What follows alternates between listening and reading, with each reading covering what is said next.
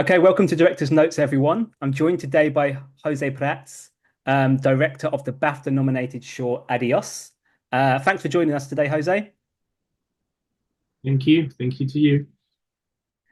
Really looking forward to talking about your film Adiós today. It's a personal favorite of mine. But before we start and jump into the actual film, I want to talk to you a little bit about your filmmaking career.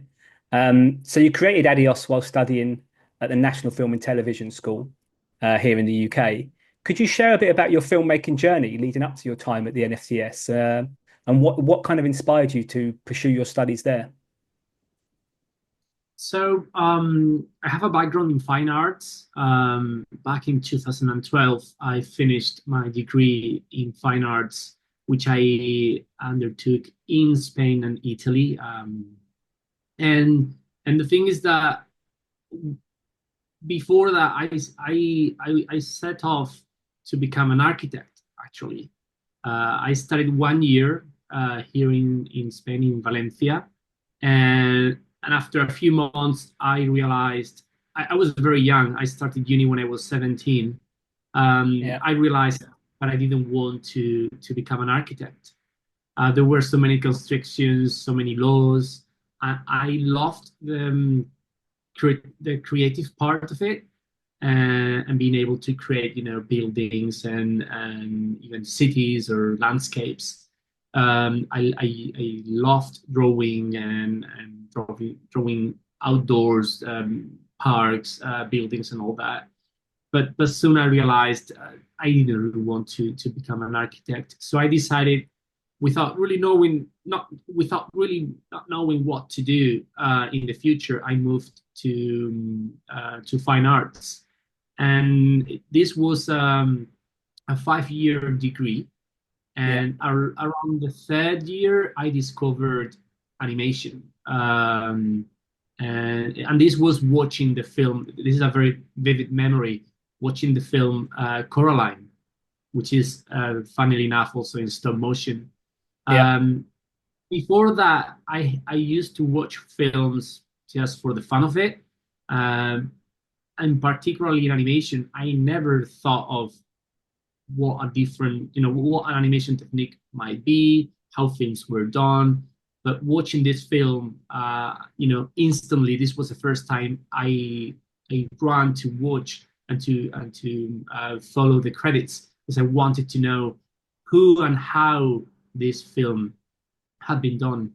So from then on, during the rest of my third year of fine arts, my fourth and my fifth year, I decided to kind of use my studies and the courses that I had within my degree to do animated films or tell stories through animation.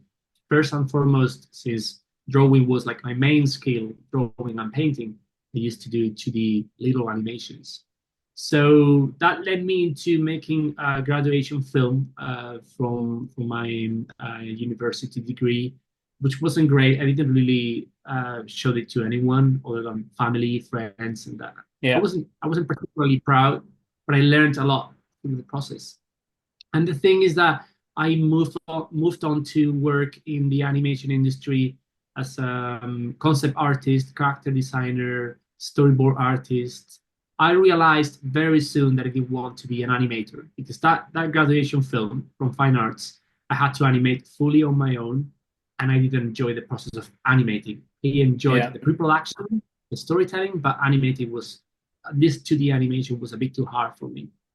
And in parallel to my work and my career as an illustrator and concept artist for animation, I started developing my own stories. I even took some writing and directing courses, not necessarily on animation. I also liked directing, and I love directing actors and live action films.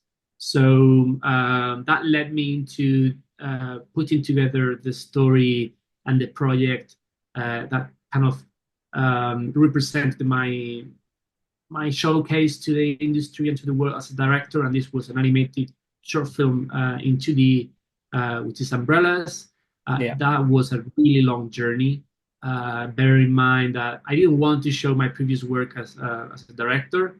So all I had to show was the concept art, the animatic, a very precise and refined animatic but I didn't have animations to show, nor animated short films that I had directed before prior to that. So it was really hard for us to find and to put together the budget to make umbrellas. This was a 6 year journey, but thankfully we finished it, and it went really well. We achieved several prizes in festivals.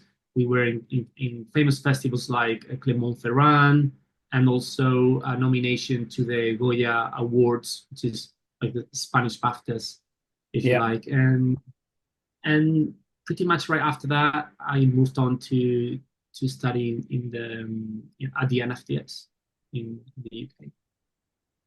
Yeah, it's great. It's interesting to know. It's very interesting to know about your kind of background in architecture as well.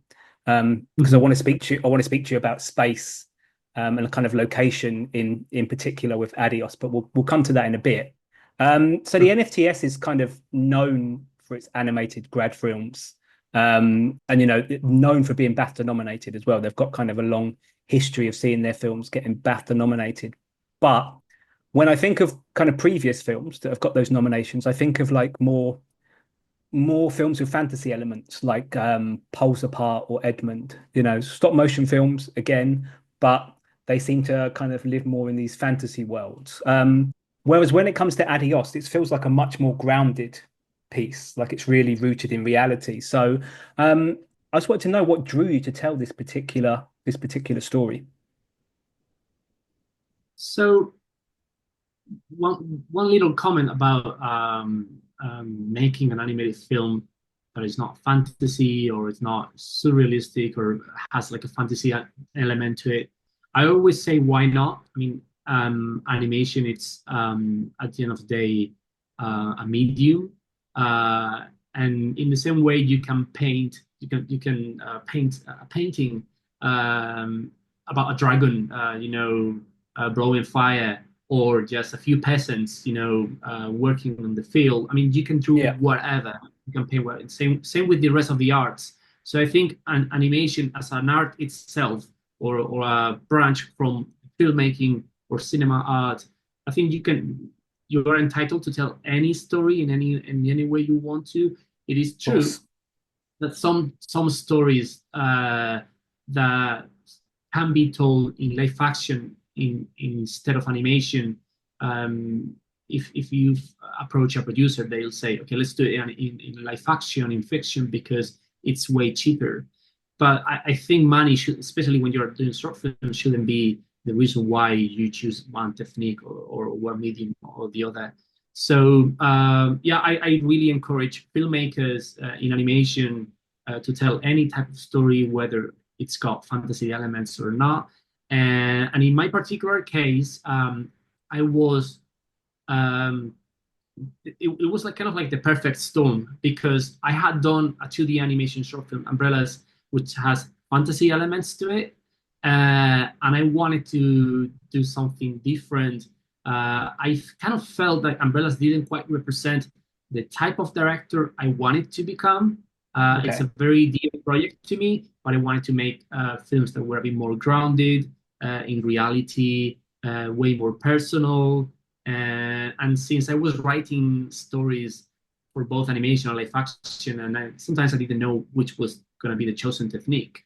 Adios just came about when we were developing the ideas to show to our tutors at the NFTS, and we had one we actually had a fantasy element to it, and then we had Adios, which was inspired in a story that I had written for a live action short film. Okay. Uh, and the thing is that my writer and my producer, Natalia and Bernardo, they were like, Jose, I think this story has a lot of potential, and it's also immensely personal. So this is something also that the tutors were very eager to push us into very, how do you say, very personal territories, Yeah, yeah. even to the point where you feel uncomfortable speaking about it. So that's where the true essence of the story come up from it. Yeah. So yeah, and even though we thought about having some magical elements, and which can be easily done in animation in comparison to live action, I decided to keep it as it was originally thought, very mundane, very real and Yeah. realistic, and kind of like to use the term naturalistic, yeah, and just tell the story uh, with the elements that we have. And in stop motion, as you said, we also have the materials which you cannot really use in live action. You can make your puppets and your scenarios in any material you want. So that's an advantage that we try to use in our favor to tell this story. Yeah, yeah, and I'm really glad. I'm really glad you kept it grounded. It's one of the things I really love about the film. And I think watching it as well, you can tell that this is a personal film. You can tell that this means something to the director. And I'm really interested to know that kind of obviously it feels like a very specific story, specific to this particular time and place, and you've got all the specifics of the characters, what type of people they are, why the son is leaving home. Um, but it's also really a really relatable story. I found myself watching it and reflecting on my own relationships with my parents, and thinking about, how you've kind of captured some of that essence in your film. So I was just wondering, was there a particular takeaway that you wanted a viewer to have from your film? If there is one, it's something that I haven't really thought much about. But if there is one, I mean, many people have a great relationship with their parents. Mine, I wouldn't, I wouldn't like name it as like a great relationship, a very healthy relationship, particularly with my father. Um, but at the end of the day, he's my father, and he's taught me so much. And I lost connection with him when I was a teenager, and it lasts for many reasons. It still lasts today. So if there's something that anyone can take from this film, or that I would love them to take, is that to honor their parents and try to connect with them. There might be reasons why not to do it, but there are also so many reasons why you can do it. At least try, the attempt of getting to know them and understand them, because sometimes as kids from a different generation, different mindset, we just Yeah, refuse, connecting with them. And they are, and for them, at least for men of the generation of my father, for them it's highly difficult to connect. They yeah, haven't been taught to do that, so it's a bit yeah, yeah, our responsibility as their kids, as their young ones, to take the first steps on that yeah. reconnection. Yeah, and that's a really beautiful message actually. And again, something I can definitely relate to. I think men of a certain generation do have some problems showing emotions. Um, anyway, moving on from that, I want to just take a little step back and talk about umbrellas and how you kind of moved from the style of umbrellas to the style of Adios. So, I remember seeing umbrellas a while back and being really impressed. And I really liked the kind of traditional 2D animation style that was going on there. But obviously with Adios, you've moved into stop motion. Um, and again, this beautiful stop motion that's kind of feels really grounded and it's got this sense of place and scale. So why did you choose to tell this particular story in stop motion and not a different animation style? Um, there are, I'd say, two main reasons. There's a practical one, and there is a more, I'd say, um, artistic one. All right, Yeah, we put it up. So the practical one is, sometimes I feel I'm kind of scared to mention this because it sounds a bit strategic, but I try to went with my gut, and I'll let you know what it is. So basically, at the NFTS, we as directors, we are also asked to animate our films. If you have fiction directors, they will work with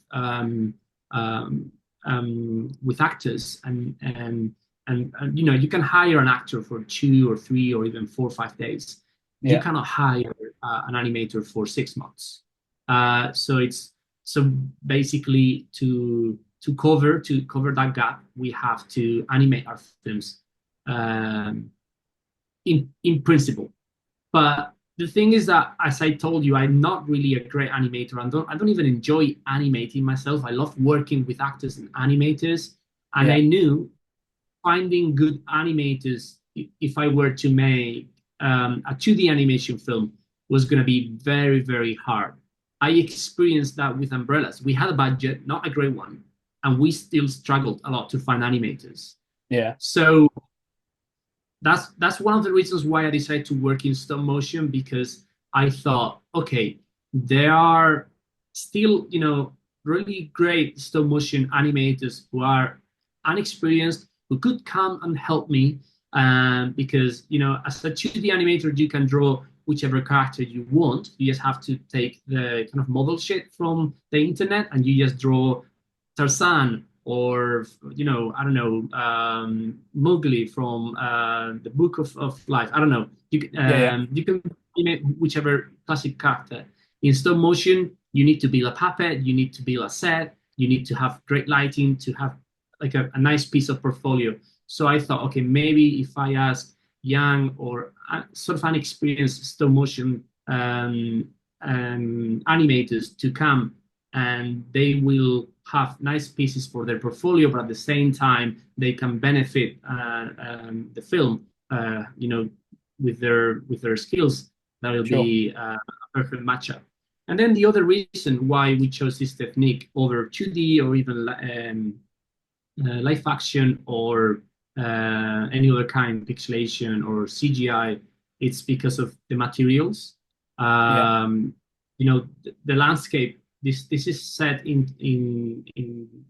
the surroundings of my holiday house, my parents' holiday house in the southeast of Spain, and the texture of everything, the walls, the furniture, it's so old that as the minute you get there, it's got a personality to it.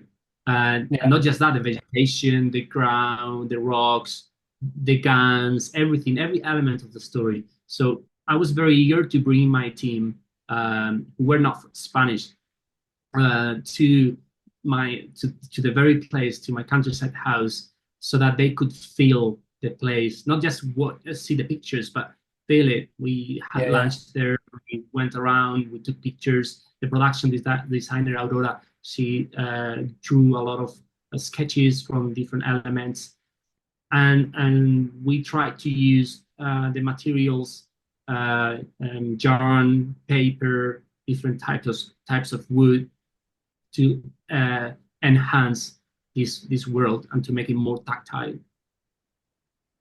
Yeah, and that leads us perfectly onto our next question, actually, because yeah, the tactile nature is something I want to talk about.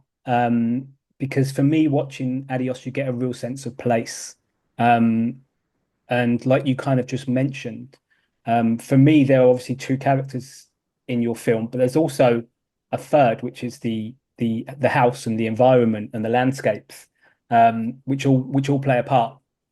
Um, and I really like the way you created this sense of scale and space in your film. It makes the characters feel very isolated. So I was wondering, I mean, you kind of answered this already. Obviously, the locations are based on real life places. But I wondered how much emphasis you put when you were making the film into kind of capturing the essence of place in your short. A lot. That's why. I mean, luckily, our production designer Aurora, she comes from a Mediterranean country. She's Italian, so and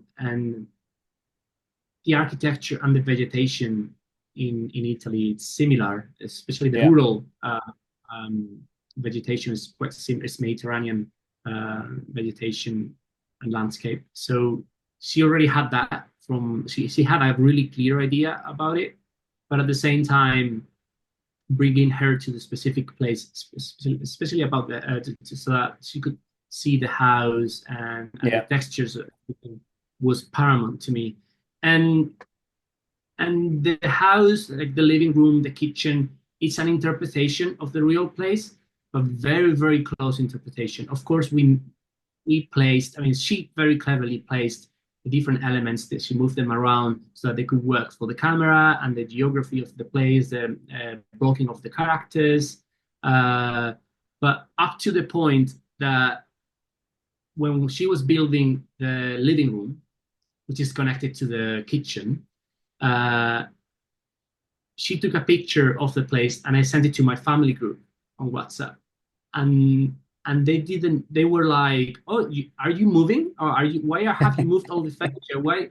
And then they realized that in the corner of the image there was a pair of scissors which Yeah. looked massive in the picture, and it was like, I was like, no, this is a picture from my film. I'm recreating the house and all that. And they were like, oh wow, this is lovely.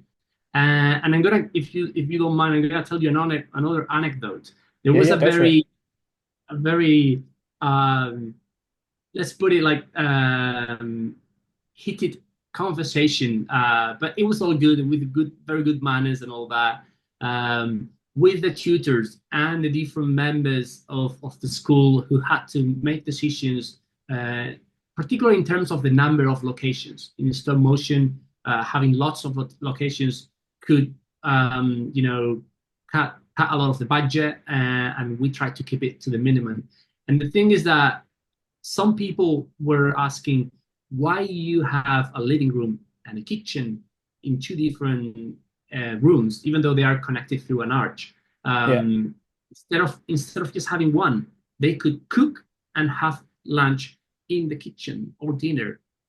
And my producer Bernardo, who's also from Italy, and Aurora and myself, we were trying to make the point that in our culture, you cook in the kitchen and you have lunch or dinner in the living room. Yeah. And that's so important because I've never in that very place, I've never had lunch in the kitchen. Yeah. You may have a quick snack or something. Even the table is so small in the kitchen. So that's like a cultural thing. And eventually we managed to convince them, telling them that it was one location with just an arch, and we had to build it that way. But for me, it really makes sense, those little details, because they are true to myself. Story wise, maybe they were right. Maybe people from the US, people from Thailand, people from, I don't know, Alaska, they wouldn't notice. But it Yeah. would hurt me to see that it's not real. It's not what it is. Yeah. Yeah. I was a bit scared that my family would be like, "Why are they doing that?" Like, That's so strange. or people in Spain like, "This is not Yeah. Yeah. faith." So for me, that was faithfulness was quite important to me. Yeah. Yeah. That's interesting to hear. And in terms of it feeling kind of in the film feeling grounded and real, I feel like sound plays a really important part. When you leave the interiors and you go to the exteriors, it really feels like they're outside. I mean, obviously you've got the animation, the way the grass sways and the hair moves on their head with the wind, but you know, the sound really gives a sense of the environment and the scale of where they are. So, kind of, what was your approach to the sound design with Adios? I'm very happy you noticed that because the sound design, even the music, the soundtrack, it's kept very minimum, Yeah, to make all the elements shine, or even the sound shine in some moments of the story. So in the same way, we traveled to Spain a bunch of times, because the first time we went there, we was March, and the sounds, especially outside, were not the same. Because that if you compare them to summertime or late summer. yeah, So my sound designer, Liam, he came with me 3 times, because first, to be honest, the first time it was quite rainy and we didn't want that atmosphere and those sounds. And we spent hours inside the house recording the ambiances outside, getting the cicadas and the steps and every yeah, foley.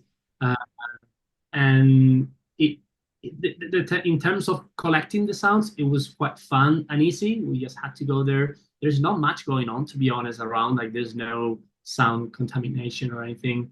Um, and even we tried to capture planes because some planes pass over the landscape. They go to Madrid or different cities in Spain, and you hear the deep sound of the planes Yeah, yeah, crossing the sky. But then it was his marvelous touch working in the sound studio, refining every element so that it was in accordance with the story.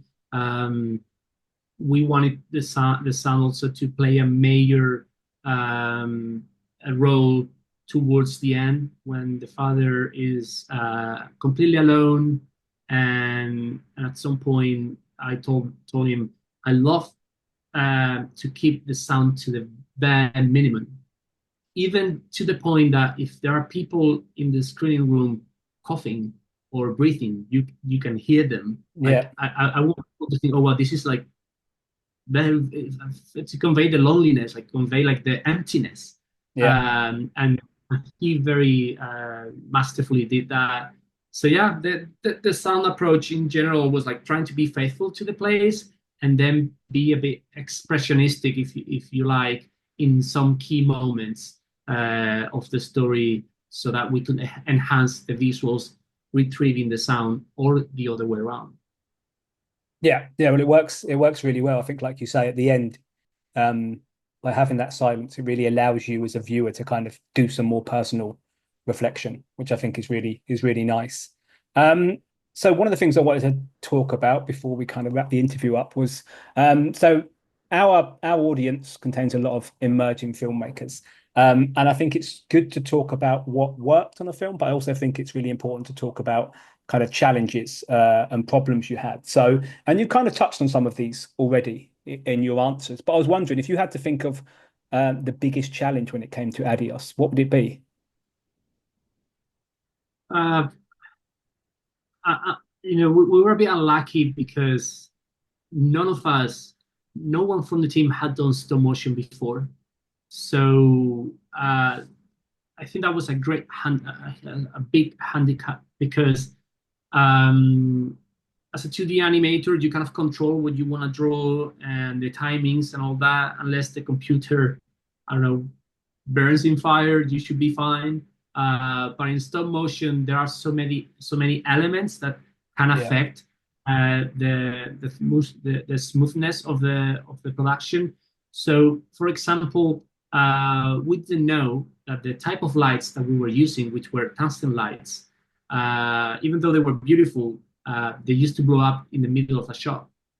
I learned that in stop motion, normally you work with LED lights, but they didn't give us the heat and the power that the director of photography wanted to. yeah, So we had to compromise, having some bulbs blow off during the shot, and that was like a major setback because we had to change the light and then try to adjust the intensity, which wasn't easy, and that used to delay a lot the animation process. Something else that was also probably the biggest setback and the biggest lesson that I've learned is that even though the landscapes looked beautiful, they were made of fabric and yarn and different materials, and they were not stiff. Something that I learned the hard way is that in stop motion animation, every element of the set should be super stiff, very very hard, and if you blow, it shouldn't move. yeah, It yeah, should only move if you want to, if you brush it or you touch it or whatever. So the thing is that everything moved, and not because we wanted to, just because of the heat of the lights, yeah, the material itself. So that made us have to animate the outdoors shots straight away. I mean, we used to start 9 a.m. in the morning and then uh, take shifts, animate during the night, even at 3 a.m., 4 a.m., yeah, yeah, up to the next day. And that was really, really hard. It's not desirable to work that way because we finished like very burnt out after having to animate overnight many, many nights yeah, because there were really long shots. So if I had to do this again, I would try to speak with my production designer and and also my DOP, and find a way to make the production sustainable, over a long time, and not having to worry about elements moving here and there, which was a bit of a Sure. headache. Yeah, sure. Well, I think all the hard work obviously paid off. You made a fantastic film. And Yeah. obviously that film is now receiving recognition with a BAFTA nomination. So I was wondering, for you as a filmmaker, what does that recognition mean for you? Well, I, as I said, I was nominated to a Goya Award in Spain, and that was huge, particularly because these type of awards are pretty much known by anybody. Yeah, Sometimes I make films and they go into famous festivals, not so famous, and most of the people I know, most of my friends and family, they don't know much about filmmaking or yeah, prices or so they are, oh, it's all right, it's all right. He went to this festival, oh, it's all right. But when they hear the BAFTAs or they hear the Goyas, I'm thinking about my grandma. She's proud. She's like, oh wow. I mean, it looks like you're doing well because you reached a Goya or you reached a nomination to the BAFTAs. So that makes me particularly happy to yeah, have the people around me understand what I do and that it has certain type of recognition. But in particular, what I like about this BAFTA nomination is that this film, even though it's made in the UK, most of the team is British, and it's produced by the National Film and Television School in the UK. It's not very British. I mean, it's 100% Spanish. If anything, the only element that kind of connects to the UK is that the son Alex is hoping to travel to the UK to find a job, which is what I did a few yeah, years ago. So I really appreciate that above the theme or the story, like the narrative and the filmmaking quality of the film has granted us this recognition, and as a filmmaker, getting this recognition by the academics, the academy members of BAFTA is like such a huge privilege, and I'm very proud of that. Well, that's great. And thanks for joining us today, Jose. It's been an absolute treat talking about Adios. Just before you go, I just wanted to ask what you're working on next. Is there anything we should keep an eye out for? And where should our audience go if they want to know more about your work? So I'm developing two short films at the moment. I still want to work in this format. I love making short films. I'm making another stop motion film, which is called Barro, which in English means clay. I'm working with two producers in the UK, in Manchester. They are also Andrew and Holly. They are graduates from the NFTS from a few years before me. And also, we are trying to find collaborators, co-production in Spain and Portugal. So that's one film that we are trying to get made between 2025 2026. And I'm also developing a live action short film, which will be like kind of my debut as a professional live action short film. I've made a bunch in the past, but this would be like the main one ish. Yeah. And I am also developing a couple of ideas for feature films. I don't know yet whether they're going to be animation or fiction. We'll see how they develop, but that's what I'm doing at the moment. Sounds like busy times. Busy, busy indeed, but happily busy. So once again, yeah, thanks for joining us. It's been a pleasure to speak to you, and good luck with the BAFTAs. We'll be keeping an eye on it, and hopefully, we'll have our fingers crossed for you. Yeah, so thanks for joining us. It's a pleasure. I mean, for me, just the nomination is the biggest prize we could get, so I'm very happy with it. Thank you for the interest, Rob, and for the lovely questions.